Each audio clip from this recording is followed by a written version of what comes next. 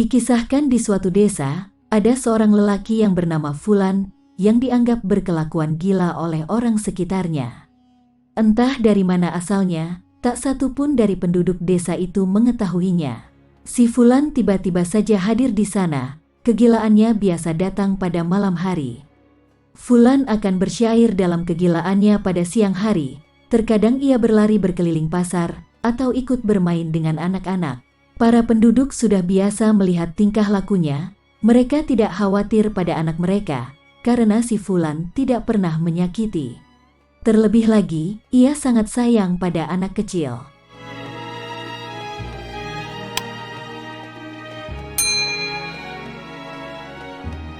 Melihat si Fulan tanpa sanak saudara, ada saja orang yang merasa iba dan kasihan terhadap si Fulan. Mereka membawakan makanan untuknya buat berbuka puasa. Setahun mereka tidak pernah melihat si Fulan makan. Pada siang hari tiada putus puasanya. Yang lebih mengherankan lagi, Fulan tidak mau tidur di sembarang tempat. Ia lebih suka tidur di emperan masjid, satu-satunya masjid yang ada di desa itu. Ia selalu tidur pada pagi hingga petang dan berjaga pada malam hari. Suatu malam, kala kegilaannya datang, Fulan pun bersyair, "Wahai kekasih, padamu aku memuji, padamu aku berbakti, engkaulah yang aku cintai. Wahai kekasih, jangan kau tinggalkan aku, jangan kau benci aku, jangan kau cemburui aku, karena cintaku hanya untukmu." Setelah bersyair berulang-ulang memuji kekasihnya, ia pun mengakhiri syairnya dengan menangis. Siang itu, singgahlah seorang musafir di masjid. Setelah sholat duhur, ia keluar dan mendekati Fulan yang sedang tidur. Ia mencoba membangunkannya, tetapi Fulan tetap saja nyenyak dalam tidurnya. "Wahai orang yang sedang tidur, tidakkah engkau ingin melaksanakan salat zuhur? Janganlah engkau lewatkan waktu sholatmu dengan tidur panjangmu," kata musafir itu sambil terus membangunkan Fulan. Fulan akhirnya bangun dan menatap si musafir, lalu berkata, "Apa pedulimu denganku? Aku sedang bermimpi bersama kekasihku, tetapi engkau telah mengusik keasyikanku dengan sang kekasih. Tidakkah engkau ingin melaksanakan salat untuk menyembah Tuhanmu?" Tanyanya, "Tuhan yang mana? Aku tidak menyembah Tuhan. Tiada sedikit pun kusimpan kata Tuhan dalam hatiku. Tiada Tuhan, tiada Tuhan." Jawabnya, "Masya Allah, mengapa kau berkata seperti itu?" Tanyanya lagi pada Fulan. "Aku hanya memuja sang kekasih, dan tiada tempat untuk Tuhan di hatiku." Tekannya dalam jawaban, "Apakah agamamu wahai orang yang tidak bertuhan?" Tanya sang musafir sedikit geram akan perkataan si Fulan. Aku tidak beragama, aku hanya bercinta kasih." "Lalu apa agamamu?" kata Fulan balik bertanya. "Tidakkah engkau lihat aku berada dalam masjid? Tentunya aku adalah seorang muslim," jawab sang musafir. Mendapat pertanyaan itu jelas musafir masih dalam kebingungan. Kemudian Fulan kembali berkata, "Bila engkau muslim, aku ingin bertanya di manakah Tuhanmu berada, wahai orang yang banyak tanya." Pertanyaan si Fulan ini membuat si musafir tak dapat berkata-kata. Ia diam bagai orang bisu, lalu pergi meninggalkan Fulan.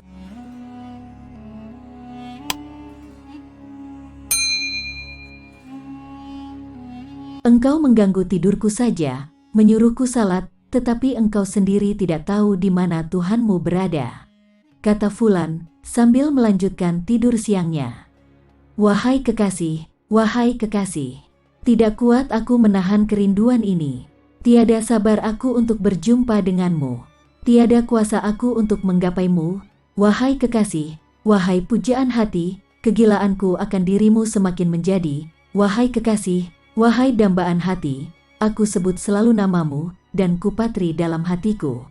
Musafir yang tadi siang membangunkannya, rupanya sedang mengamati dari kejauhan segala apa yang telah diperbuat Fulan. Ia tidak percaya pada Fulan yang syair-syairnya berisikan kalimat-kalimat cinta yang indah. Tidak percaya bahwa Fulan adalah seorang yang gila, karena rasa penasaran pada apa yang telah Fulan perbuat tadi siang padanya. Ia pun berjalan mendekati Fulan dan memberi salam. "Wahai Fulan," Fulan menoleh dan membalas salamnya. Sedang apakah engkau di sini seorang diri? Tanya musafir. Aku sedang memuji kekasihku. Jawabnya. Apakah keperluanmu malam begini berada di sini? Tanya si fulan. Aku sedang memperhatikanmu dari kejauhan. Jelas sang musafir. Tidak adakah pekerjaan yang bermanfaat bagimu selain memperhatikanku? Tanya si fulan lagi. Aku hanya berpikir tentang isi dari syair indah yang kau dendangkan, wahai fulan. Jawabnya. Mengapa engkau tidak salat menyembah Tuhanmu? Tanya fulan sambil berdiri. Aku penasaran akan kata-katamu tadi siang, yang membuat aku berpikir panjang dengan segala yang kau ucapkan. Maukah engkau memberiku penjelasan di mana Tuhan itu berada? Mohon musafir itu pada fulan. Selama ini engkau menyembahnya, tetapi engkau sama sekali tidak tahu di mana ia berada. Sungguh sia-sia segala apa yang engkau kerjakan itu, wahai musafir. Jelasnya, Tuhan itu banyak dan jangan sekali-kali lagi engkau berkata menyembah Tuhan. Karena engkau akan berada dalam kesesatan. Engkau pasti bertanya mengapa aku tidak bertuhan, dan mengapa tidak beragama, bukan? Musafir itu menganggukkan kepala. Aku tidak menyembah Tuhan tetapi aku menyembah Sang Kekasih, yaitu Allah. Mengapa aku mengatakan tidak beragama? Karena Allah tidak lagi memberatkannya padaku, karena aku telah menjadi kekasihnya. Apapun yang Dia pilihkan padaku, itulah yang terbaik buatku.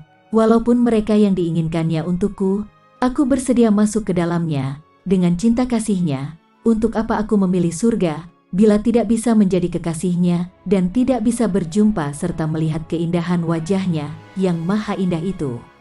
Aku ikhlas menerima kegilaanku karena ingin selalu bercinta dengannya. Inilah kehendak yang Dia inginkan buat kebaikanku.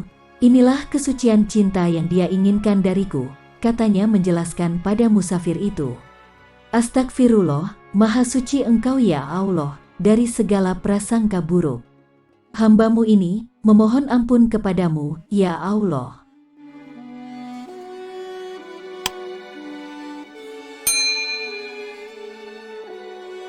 Tapi mengapa sewaktu aku menyuruhmu salat tadi siang, engkau menolak? Lanjutnya. Apakah setiap perbuatan selalu harus aku pamerkan kepada semua manusia? Apakah engkau mengetahui kapan aku salat tadi siang? Fulan balik bertanya. Sesungguhnya amal yang baik adalah bila tangan kanan bersedekah, tidak diketahui oleh tangan kirinya. Janganlah engkau pamerkan segala amal yang engkau lakukan, karena itu semua akan menjauhkanmu dari Allah. Engkau akan memakan puji-pujian orang, lalu engkau akan menjadi ria karenanya. Bukankah tidak jauh dari desa ini ada sebuah hutan? Aku pergi ke sana untuk melaksanakan salat dan meninggalkan tubuhku tetap terbaring dalam nyenyaknya tidur, agar orang melihat apa yang aku perbuat dan tetap seperti itu pandangan mereka. Jelas si fulan. Lalu dengan apakah caranya engkau salat bila tubuhmu engkau biarkan terbaring dalam nyenyaknya tidur di depan masjid ini? Rasa ingin tahu musafir itu semakin menjadi.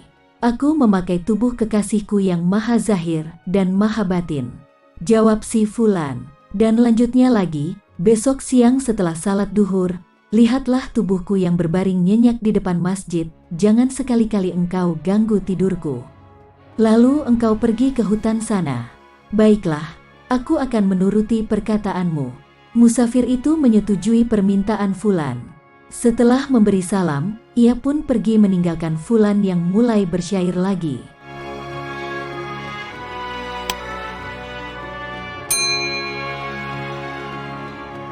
Keesokan harinya, setelah selesai salat duhur, musafir itu memperhatikan fulan yang sedang nyenyak dalam tidurnya. Ia pun bergegas pergi menuju hutan yang dimaksud. Ia mencari-cari di mana fulan berada, hingga akhirnya musafir itu terkejut ketika mendapati fulan sedang melaksanakan salat zuhur di bawah teduhnya sebuah pohon tinggi. Ia pun menunggu fulan hingga selesai melaksanakan salat.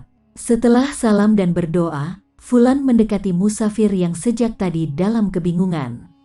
Wahai fulan, aku tidak mengerti apa yang sedang kau lakukan.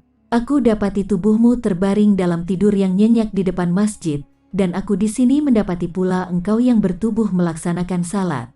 Padahal engkau katakan semalam bahwa engkau pergi ke sini dengan memakai tubuh kekasihmu, kata sang musafir yang masih belum sadar dari kebingungannya.